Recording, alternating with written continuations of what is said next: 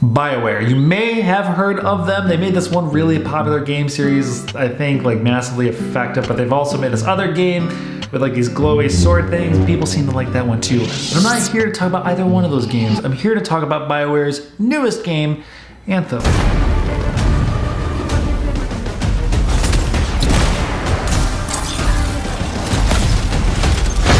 Greetings everyone, my name is Indovina, and I like video games and stuff.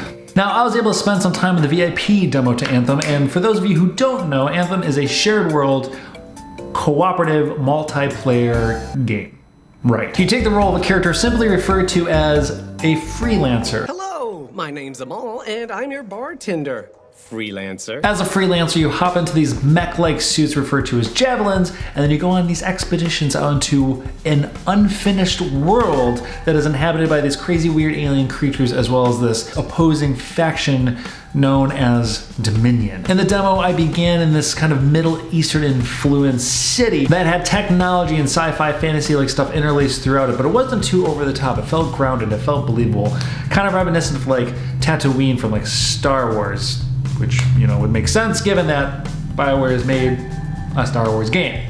Now, it's upon starting these expeditions where you are then released into this like broad, hugely open world that Anthem has to offer. In the Javelin, you have the ability to fly around like Iron Man, and it just feels so good. Immediately, I was able to launch into battle with 3 other players, and we were all like zipping and dodging and jumping in the air and spiking down with this laser sword thing and then shooting the air. Now, given how much you can do in a Javelin, from your basic attacks to also your special abilities like grenades and missiles, which can be upgraded over time, you of course have this amazing ability to fly around. And thankfully, Anthem balances all that so well, and it just felt intuitive. I was able to like zip around and fly in air, which just felt impactful and satisfying, all while still maintaining to like hover and shoot from above.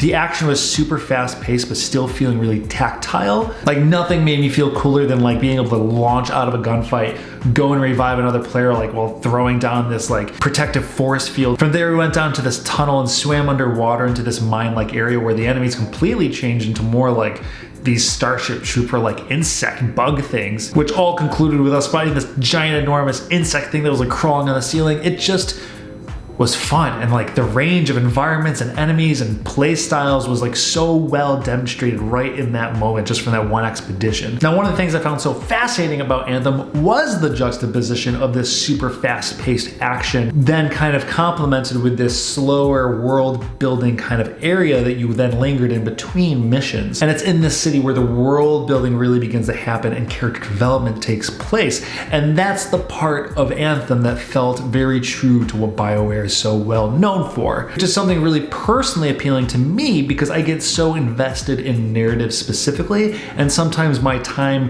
with multiplayer focused games is that I don't have the weight of the world and the characters, and that's really the driving force for me in a lot of games. Now, Anthem offers 4 javelins total, but in the demo you are only able to unlock 2. So you start with the Ranger, which is kind of like the all-around sweet flying around dude, and the other one I unlocked was the Colossus, which is essentially the tank class. And what's really cool about Anthem in that sense is that you're not limited to one class. So it's not like you start a character and you pick your class, and then in order to try out different classes you have to create new characters. Anthem allows you in such a way to kind of pick and choose how you want to play between expeditions, and that's cool. All in all, Anthem is displaying what could be a super interesting concept in this kind of shared world game genre that we're entering. On one hand, it seems like there's going to be a good single player campaign-like experience, but then you're just going to go out on these expeditions, and that's when you share the world and play with other players. And I think that's going to be a good and necessary balance as this kind of games as service genre develops. Yeah. Overall, I'm eager, I'm excited, and my interest is piqued, but we'll find out when the game comes out later in February. With all that said, thank you so much for watching. Let us know in the comments if you're going to be getting Anthem or if you've played the demo and what you think about it. Once more, I'm Indovina. Thank you so much. Till next time, see ya.